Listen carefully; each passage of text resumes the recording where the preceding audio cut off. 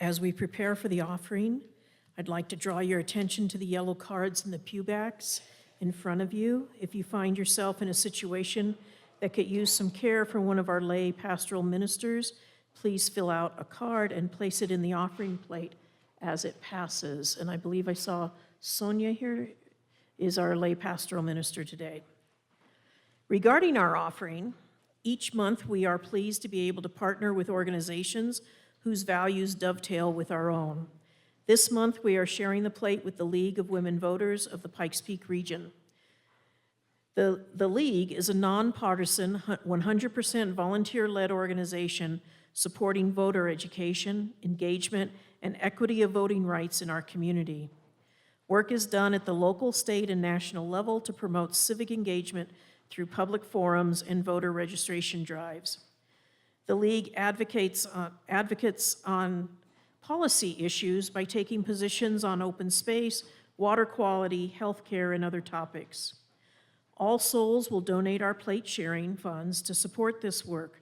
Our sponsor is the UU The Vote team. Please note that if you want your offering to go to your pledge, please note that on the little envelope or on your check. Otherwise, we will assume your donation is to go to the plate sharing. And we're adding something new. We're adding something to our offertory rite today. As the baskets make their way around the pews, you'll notice that there is a seed paper in the cup. So open the cup so that you can find it's a little small little seed paper. Please take a seed paper. After making your offering to the church, you can go home and make an offering to the earth, perhaps starting it in a pot inside or in a moist paper towel, anything which you can nurture until our real Colorado Spring arrives sometime in July.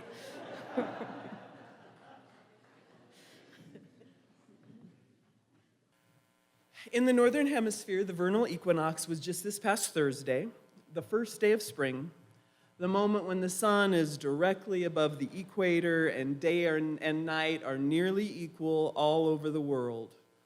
The spring equinox is a celebration of new life, new beginnings, and a return to balance. In some forms of modern Germanic paganism, Ustra, or Ustara, is venerated. Ustra is associated with the coming of spring and the dawn, and her festival is celebrated at the spring equinox. Now, I'm not a pagan, although I tend to do these services every year. I did the summer solstice, I do this one, but I'm not a pagan. I'm an atheist and a humanist and a lover of nature. And I believe that by looking to the natural world, we can learn something about being, about living a life that is fulfilling and meaningful, which I guess is really my definition of religion. If you look in the front of the gray hymnal, 2 pages before the first hymn, you'll see the 7 principles from the last set of bylaws and 6 sources of Unitarian Universalism's living tradition, hence singing the living tradition.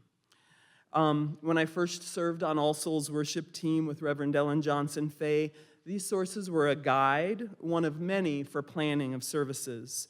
They really resonated with me then and continue to inform my identity as a UU. And I'm not going to read them to you. You have to look them up. So back to spring, the metaphors of balance and awakening. Speaking of hairs, do you have any idea the number of rabbit holes that are out there when exploring the concepts of balance and awakening? Ask my husband. Let's see. There's Einstein's bicycle. There's Gustavo Rossetti's notion that you can't get balance because life is not stable, but in constant motion. That's kind of the bicycle theory, too. And I think I wrote 3 or 4 different reflections before I got to this one. And I settled on it. Balance. It's not simple, and it's not static. The balance of day and night, like we experienced 3 days ago, is fleeting. It was brief, and then the Earth kept spinning, and the axis began to tilt again. And already we've got 8 more minutes of light than we do dark, just 3 days later. So here's another analogy for balance, not quite from nature, but kind of.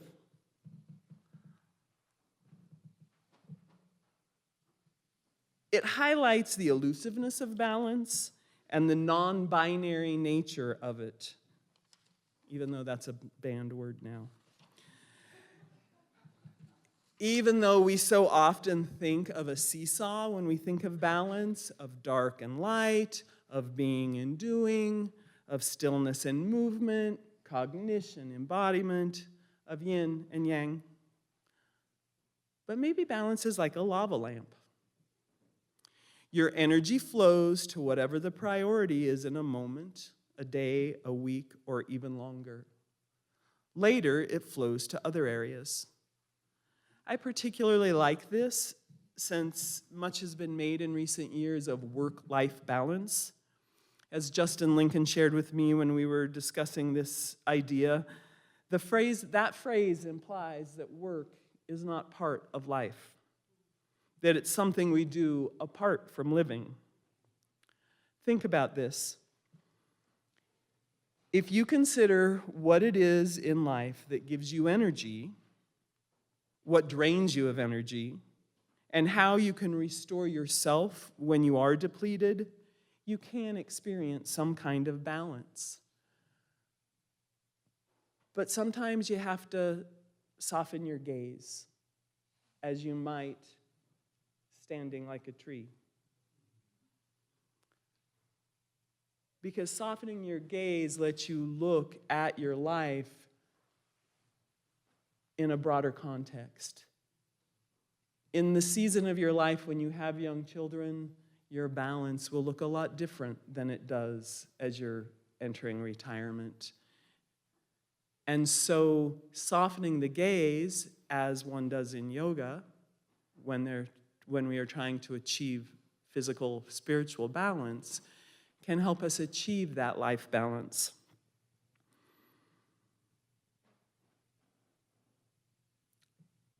Your balance is not likely to be 50-50.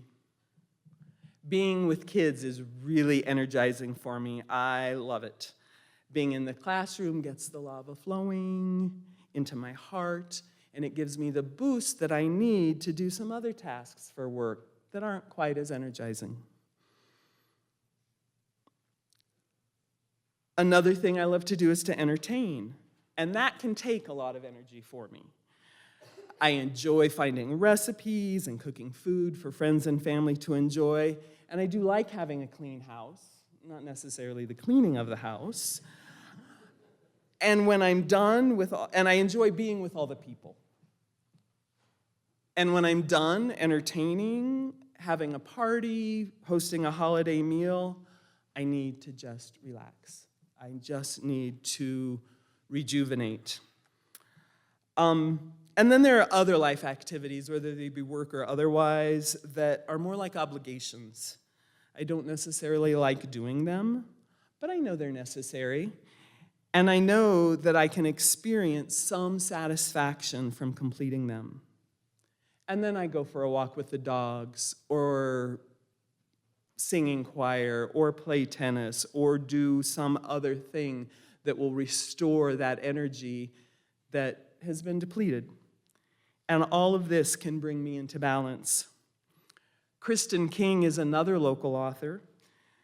She wrote Invoke the Elements, and she writes that being in balance means that you are in alignment with your own true nature. The way you live should be an outward expression of who you know yourself to be on the inside. Like the seeds we meditated on earlier, or that hopefully will sprout when you take them home. Their nature is expressed in green leaves, beautiful blooms, the fruit they share. Spring bulbs especially bring to mind nature's way. In the dark, cold earth, the bulbs contract, resting with the earth in its barren state. But now we can see them unclenching, The warmth from the returning sun reminds them to bring up the energy they collected last summer and fall and concentrated over the winter, and now the green shoots are emerging.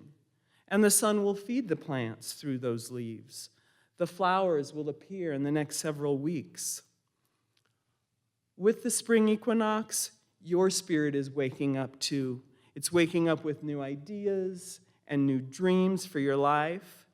Its fresh, warm energy has the power to make you feel alive and inspired. This season of the year is encouraging you to be reborn too. Embrace this new beginning and see what comes down to your heart if it is open to receive.